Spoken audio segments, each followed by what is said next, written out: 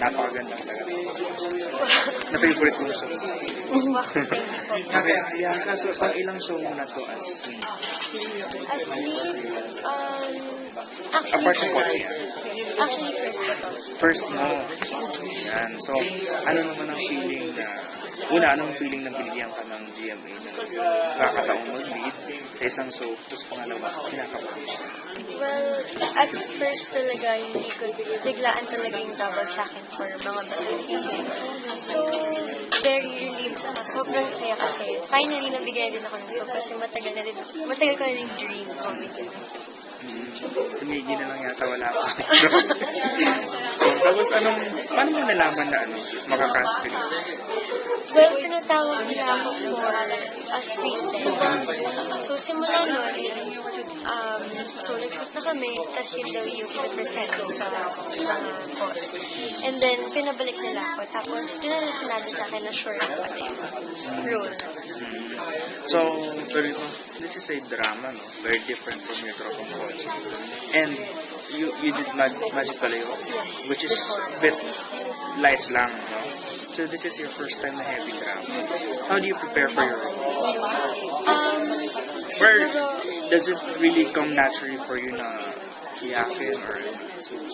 Siguro at first, nung yun nga, heavy drama. So, may part din sa akin na medyo kinakabahan din ako kasi first ko to and then wala pa ako masyado experience as acting in a heavy drama show. So, I prepare siguro maging attentive sa mga workshops, mga ganun, because workshops for me really helps. And then, siguro, makasamahan mo yung people around you sa set, yung staff, kasi they would help you feel comfortable on set. So, para makagalaw ka na maayos. Paano yan? Yung mga kasama mo dito sa Open Bagets pa, with the exception of friends mo, hindi mo ba mamimiss yung... You're not leaving Pochi naman. Or do you have to? I might. Really? Daw. Because of this or talagang because of your age na? I think also because... How old are you na?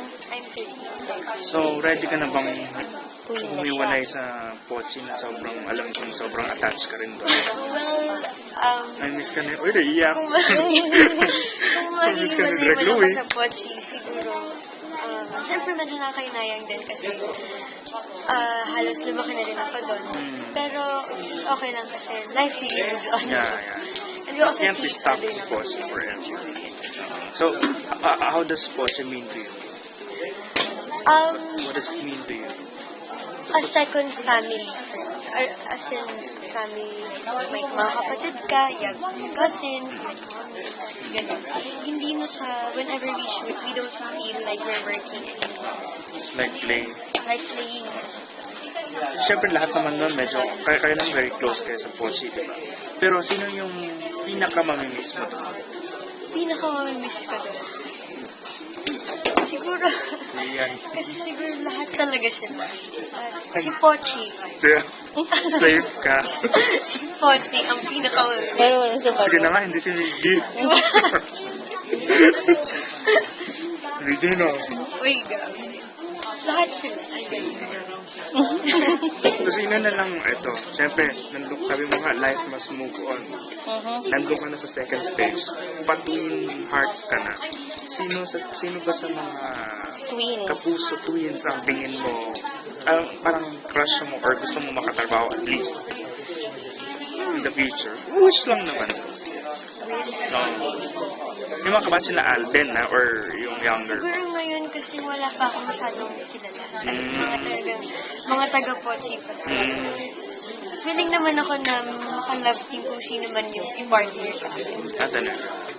It's you're still schooling, di ba? Home study.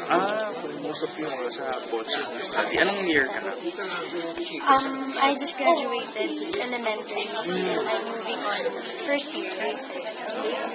Tapos after high school, do you have any plans? Do you have plans of continuing to college? Of course. I think you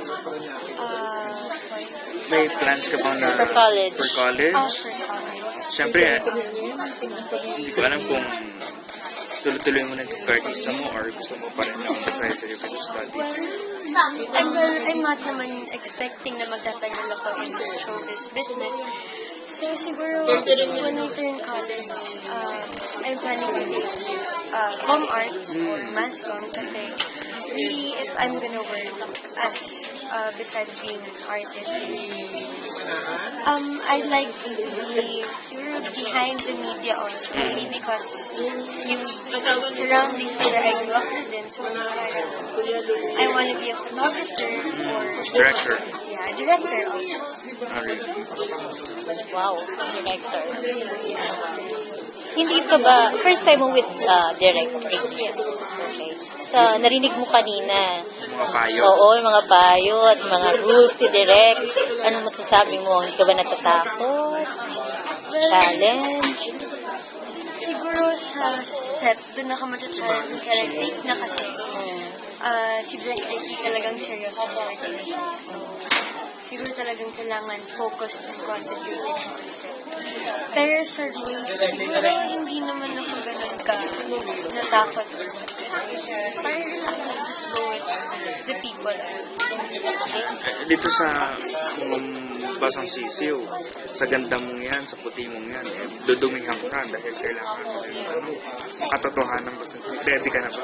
Yes, ready ako. Sabagay. Excited na rin ako kasi challenging eh. So, parang kung san-san sulok kami sisip-sip. So, excited ako mag-explore kung hanggang saan ko kaya. Okay. Okay. Good luck. Yeah. Mga kapuso, abangan niyo po, mga basang sisiw. Malapit na po yan at napakagandang story po nito. Kaya abangan niyo sa June na po yan. Okay.